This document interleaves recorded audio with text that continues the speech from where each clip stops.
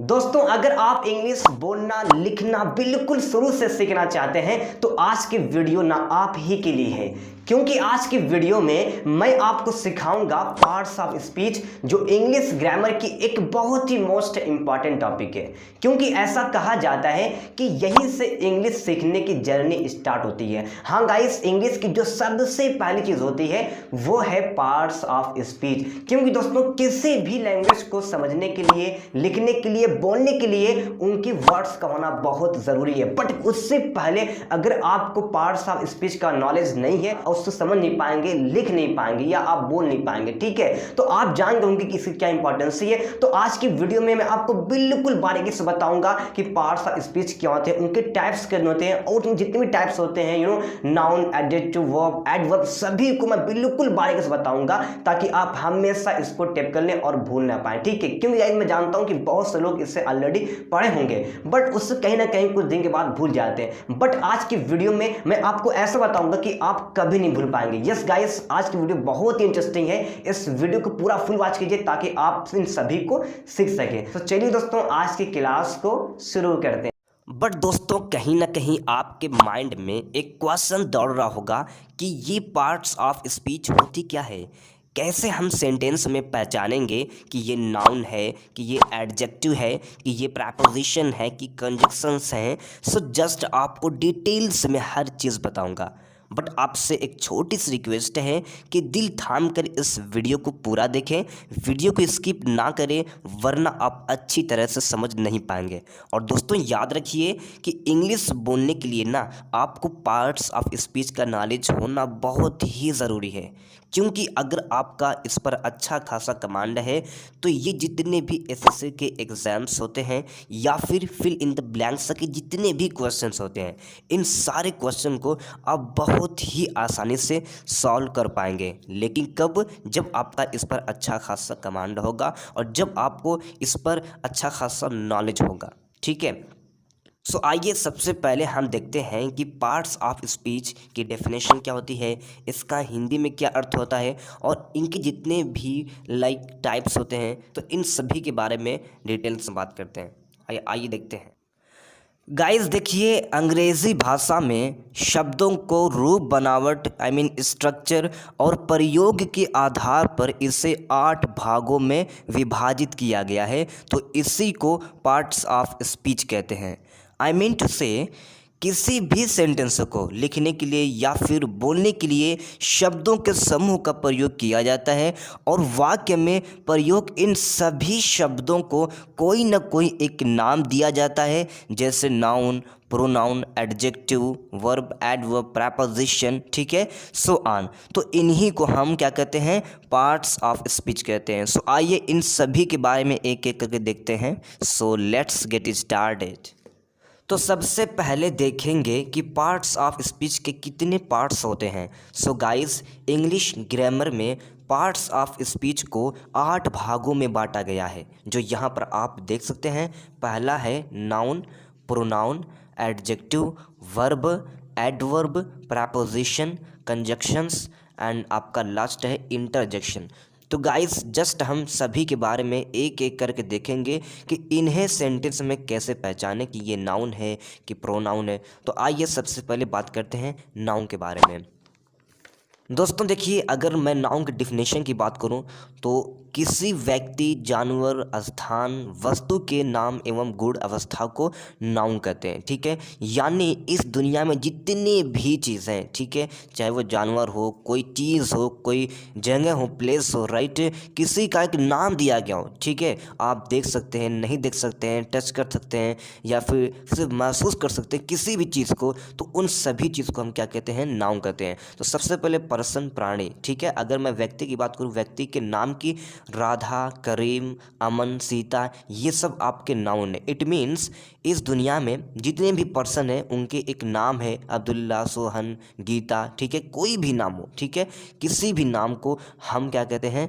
Noun कहते हैं। अगर मैं थिंग की बात करूं, यानी किसी चीज़ की, तो कॉपी, मोबाइल हो सकती है, पेन, लैपटॉप, बाइक, ये सब क्या है? एक चीज़ है, थिंग है। तो कोई भी चीज़ हो जिसमें नॉन लिविंग थिंग हो, निर्जीव हो, ठीक है, तो उनको भी हम क्या कहते हैं, नाउन ही कहते हैं। अगर प्लेस की बात करूं यानी जगह, जैसे दिल्ली, लखनऊ, स्कूल, गोरखपुर, ठीक है, ये सब क्या आपके नाउन है। यानी किसी प्लेस का एक नाम हो तो उसको भी हम क्या कहेंगे, प्लेस कहेंगे, आई मीन नाउन कहेंगे, ठीक है। जैसे कि बेंगलुरु, केरल, मुंबई, ये सब क्या आपके नाउन है। यानी किसी भी जगह के नाम हो उन्हें हम क्या कहेंगे, नाउन कहेंगे।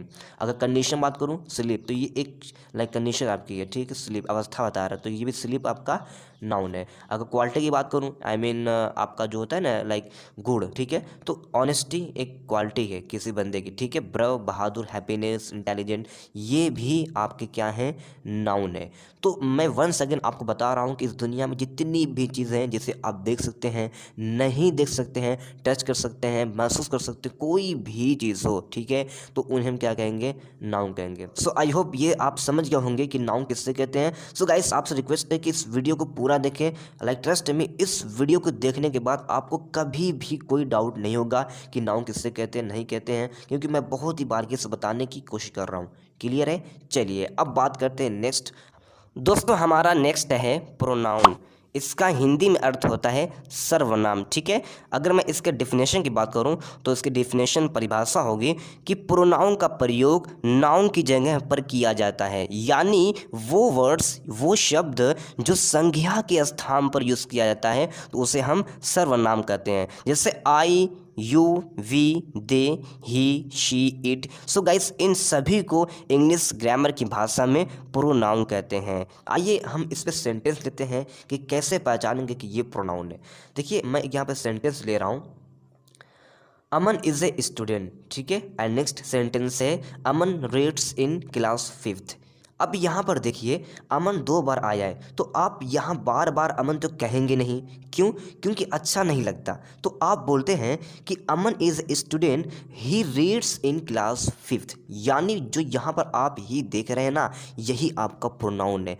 तो आप खुद ही देख सकते हैं डेफिनेशन में कि जो वर्ड्स ओके संज्ञा के स्थान पर यूज़ किया जाता है उससे हम कहते हैं प्रोनाउन। तो यहाँ पर अमन के स्थान पर क्या आया है, ही आया, तो ही आपका क्या है, प्रोनाउन है। जैसे मैं एक और सेंटेंस लूँ कि Ram is a good boy, okay, Ram is my friend, यानी राम मेरा दोस्त है, राम बहुत अच्छा लड़का है, राम मेरा दोस्त है। तो अब यहाँ पर बार बार राम कहना अच्छा नहीं लगता, तो वहाँ पे आप इस तरह से बोल देते हैं कि Ram is a good boy, he is my friend. तो ही जो आपका मिल रहा है इसी को हम प्रोनाउन कहते हैं। अब ही के स्थान पर और भी कुछ हो सकता है, ही, यू, वी, दे, आई, ये डिपेंड आपके सेंटेंस पर होता है। तो अगर कहीं इस तरह का आपको मिल जाए आई, यू, वी, दे, ठीक है, तो ये सब आपके क्या कहलाएंगे, प्रोनाउन कहलाएंगे।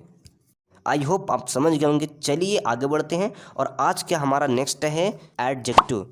गाइस देखिए ये बहुत ही इंपॉर्टेंट टॉपिक है, इसका यूज़ इंग्लिश में बहुत होता है, तो आइए इसके बारे में डिटेल्स में बात करते हैं।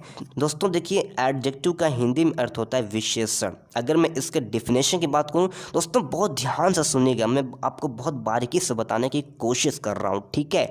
चलिए देखिए दोस्तों इसकी डिफिनेशन होगी कि एडजेक्टिव वह शब्द होता है जो किसी नाउन या प्रोनाउन की विशेषता, क्वालिटी बताता है, तो उसे क्या कहते हैं, एडजेक्टिव कहते हैं। यानी कोई नाउन या प्रोनाउन की विशेषता बताई जा रही हो तो उसे हम क्या कहेंगे, एडजेक्टिव कहेंगे। अगर मैं इसके इंग्लिश डेफिनेशन की बात करूं तो ये होगा कि adjective is a word that tells about a noun और प्रोनाउन। सो आइए कुछ इस पे वाक्य ले रहा हूं ताकि आप अच्छी तरह से समझ सकें। हमारा पहला सेंटेंस है करीम इज ब्रव, कि करीम बहादुर है। अब यहाँ पर देखिए बहादुर होना ये करीम की क्या है, क्वालिटी है, राइट। तो ये जो ब्रव है ये आपका एडजेक्टिव है और करीम आपका क्या है, नाउन है। क्योंकि अब यहाँ पर आप जानते हैं कि किसी भी व्यक्ति का नाम हो तो उससे हम नाउन कहते हैं। अभी आपने डिफिनेशन में देखा है कि अगर किसी भी नाउन की, किसी भी लाइक प्रोनाउन की विशेषता बताई जा रही हो तो उससे हम क्या कहते हैं, एडजेक्टिव कहते हैं। तो यहाँ पर बहादुर होना विशेषता है कि नहीं, बिल्कुल है। ये किसकी विशेषता है, करीम की है, क्वालिटी है। तो यहाँ पर आपका ब्रव क्या हुआ, एडजेक्टिव हुआ। क्लियर है दोस्तों, आई होप आप समझ गए होंगे। आइए मैं कुछ और वाक्य ले रहा हूँ कि she is beautiful, she is beautiful यानी वह सुंदर है। तो यहाँ पर प्रोनाउन की विशेषता क्या है, ब्यूटीफुल है।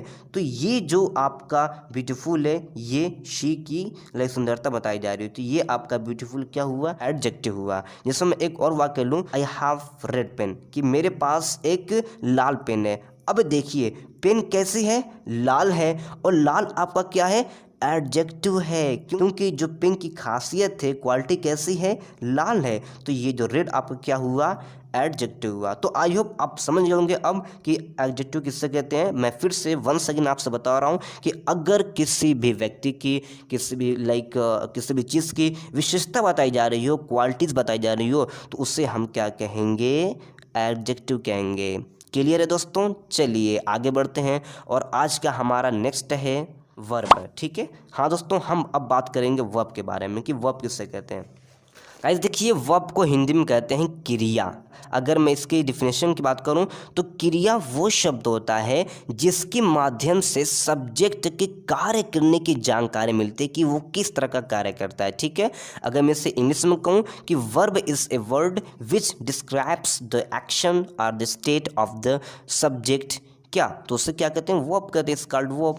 जैसे मैं एक सेंटेंस ले रहा हूँ कि रवि इज राइटिंग। रवि आप जानते हैं क्या है, ये नाउन है ना, क्योंकि ये किसी बॉयज का नाम है। Ravi is writing. अब यहाँ पर क्या हो रहा है, लिखने का काम हो रहा है। तो यहाँ पर आपका जो वर्ब है आपका राइटिंग है, ठीक है। यानी यहाँ पर जो एक्शन क्या हो रहा है, लिखने का एक्शन हो रहा है। तो यहाँ पर आपका क्या है, वर्ब राइटिंग है। अगर मैं एक और वाक्य लूँ कि दे आर लाफिंग, कि वे लोग हंस रहे हैं। दे आप समझ गए होंगे क्या है, अभी आपने पढ़ा हुआ है कि दे क्या होता है। दे आपका क्या होता है, प्रोनाउन होता है, ठीक है। और लाफिंग यही आपका क्रिया है, क्योंकि ये काम क्या हो रहा है, हंसने का तो काम हो रहा है। तो ये जो आपका हंसना हो रहा है ये आपका वर्ब है, ठीक है। अगर मैं एक और वाक्य लूँ कि राम इज़ रनिंग, कि राम दौड़ रहा है। तो यहाँ पर दौड़ने का काम हो रहा है ना, तो ये आपका क्या है, वर्ब है। यानी किसी भी वाक्य में किसी बंदे के द्वारा कोई भी काम हो रहा हो, दौड़ना, लिखना, पढ़ना, ओके। जैसे मैं कहूँ कि my mother is cooking food, मेरी माँ खाना बना रही हैं। तो यहाँ पर जो खाना बनाने का काम हो रहा है, तो यहाँ पर क्या है, यही आपका वर्ब है। यानी खाना बनाना, कुक आपका वर्ब है। जैसे मैं कह दूँ कि he is riding the bike, वह बाइक चला रहा है। तो यहाँ पर वह का काम क्या हो रहा है, चलाने का काम हो रहा है। तो यहाँ पर आपका जो आपका राइडिंग ये आपका वर्ब है। सो गाइस, जब भी किसी व्यक्ति के द्वारा कोई काम किया जा रहा हो तो उस काम को हम वर्ब कहते हैं। क्लियर है, चलिए आगे बढ़ते हैं। अब हम देखते हैं एडवर्ब के बारे में। दोस्तों ये बहुत ही कंफ्यूजन टॉपिक है, आप इससे बहुत ध्यान से देखिएगा, नहीं तो आप समझ नहीं पाएंगे। और मेरी पूरी कोशिश है कि मैं आपको किसी भी तरह आपको समझा दूँ, है ना। तो चलिए अब बात करते हैं इसके बारे में और इसके डिफिनेशन के बारे में। गाइस देखिए, एडवर्ब्स हम कहते हैं क्रिया विशेषण को, ठीक है। तो देखिए, क्रिया विशेषण वह शब्द होता है जो किसी वर्ब, एडजेक्टिव या दूसरे एडवर्ब की विशेषता बताते हैं। जिससे मैं एक वाक्य लूँ कि शी इज़ ब्यूटीफुल, वह सुंदर है। तो यहाँ पर आप पहचान लिए कि ब्यूटीफुल होना शी की एक विशेषता है, क्वालिटी है। तो ब्यूटीफुल आपका क्या हुआ, है ना, आपका एडजेक्टिव हुआ। लेकिन मैं क्या कह रहा हूँ कि शी इज़ वेरी ब्यूटीफुल। तो ये जो ब्यूटीफुल है ना, इससे और सुंदर बना रहा है। तो जो वेरी आपका है यही आपका एडवर्ब है। तो जैसे मैं एक और वाक्य ले रहा हूँ कि राम रन्स, राम दौड़ता है। लेकिन मैं कहूँ राम रन्स फास्ट है, राम तेज़ दौड़ता है। तो देखिए, अगर सिंपल सेंटेंस होता तो ये बनता कि राम रन्स, राम दौड़ता है। लेकिन राम कैसे दौड़ता है, तेज़ दौड़ता है। तो दौड़ने की जो क्वालिटीज़ है बताई जा रही है, तो ये आपका एडवर्ब हो गया, ठीक है। अगर मैं एक और वाक्य लूँ कि ही इज़ ओल्ड, क्या है, ही इज़ ओल्ड, वह बूढ़ा है। लेकिन मैं कह दूँ कि ही इज़ टू ओल्ड, वह बहुत बूढ़ा है। तो ये जो टू है यही आपका क्या है, एडवर्ब है। तो दोस्तों बहुत सिंपल है, कुछ नहीं करना आपको। अगर किसी भी प्रोनाउन या नाउन की विशेषता बताई जा रही हो, लेकिन बहुत ज़्यादा बताई जा रही हो, ठीक है, तो उस वर्ड को हम क्या कहेंगे, एडवर्ब कहेंगे। ये वॉक स्लोली, वह बहुत धीमे चलता है। तो ये जो स्लोली, धीमे चलने की जो क्रिया है ये आपका एडवर्ब है। आप समझ गए, चलिए आगे बढ़ते हैं। दोस्तों आज का हमारा नेक्स्ट है, दोस्तों नेक्स्ट है प्रपोजिशन। इसका हिंदी में मतलब होता है संबंध सूचक। इट मीन्स प्रपोजिशन वो शब्द होता है जो किसी नाउन या प्रोनाउन के पहले आकर उस वाक्य के बीच के संबंध को, रिलेशन को दर्शाता है, तो उसे ही प्रपोजिशन कहते हैं। It means preposition is a word placed before a noun or a pronoun to show its relation other with another noun or pronoun. Okay, so चलिए इस पे कुछ सेंटेंस लेते हैं ताकि आप जान सकें कि इसमें क्या प्रपोजिशन है। बट उससे पहले हम कुछ सेंटेंस देखते हैं कि they have come from Delhi, he jumped into the river, I am writing with a red pen, move the cup off the table. तो ये जो आप सभी सेंटेंस देख रहे हैं जो रेड कलर से मार्क किए गए ना, यही आपके प्रपोजिशन है। और ये कैसे हैं चलिए हम एक एक करके देखते हैं। सो आज का हमारा प्रपोजिशन का पहला सेंटेंस है कि the mobile is on the table, कि मोबाइल टेबल पर है। सो अब यहाँ पर जो रेड कलर से हाईलाइट किया गया है यही आपका प्रपोजिशन है। और प्रपोजिशन के पहले जो वर्ड आया है मोबाइल, ये नाउन है, और प्रपोजिशन के बाद वाला वर्ड भी आपका एक नाउन है जैसे टेबल। सो जो नाउन के बीच में जो वर्ड यूज़ हो रहा है वो एक प्रपोजिशन है। तो इससे पता चल रहा है कि जो प्रपोजिशन वर्ड है वो मोबाइल और टेबल दोनों को ज्वाइन कर रहा है, दोनों में रिलेशन बता रहा है। तो इसी को यानी कि ऑन को हम प्रपोजिशन कहते हैं। आइए एक और एग्जांपल लेते हैं कि they have come from Delhi, कि वे लोग दिल्ली से आए हैं। ठीक है, तो अब इन लोगों का जो संबंध कहाँ से, दिल्ली से है। तो यहाँ पर जो से आप फ्रॉम देख रहे हैं यही आपका प्रपोजिशन है। अब मैं कहूँ कि I am writing with a red pen, कि मैं लाल पेन से लिख रहा हूँ, तो यहाँ पर जो विथ है यही आपका प्रपोजिशन है। इट मीन्स कि जब भी किसी व्यक्ति का या किसी वस्तु का कहीं से संबंध दिखाया जाता है तो उससे हम क्या कहते हैं, प्रपोजिशन कहते हैं। आई होप समझ गए होंगे। चलिए अब बात करते हैं नेक्स्ट। दोस्तों हमारा नेक्स्ट है कंजक्शन, जिसे हिंदी में कहते हैं समुच्चय बोधक अवयव। ठीक है, सो आइए इसकी डिफिनेशन भी देख लेते हैं। गाइस देखिए, कंजक्शन ऐसे शब्द होते हैं जो दो शब्दों यानी दो वर्ड या दो वाक्यों को जोड़ता है, तो उसे कंजक्शन कहते हैं। So conjunction is a word which is connects two words or sentences is called conjunction. आइए इस पे कुछ आधारित सेंटेंस लेते हैं ताकि आप पहचान सकें कि कंजक्शन कहते किसे हैं। सो हमारा पहला सेंटेंस है कि Rakesh is a good boy, कि राकेश एक अच्छा लड़का है। एंड सेकंड सेंटेंस है करीम इज़ आल्सो गुड बॉय, और करीम भी एक अच्छा लड़का है।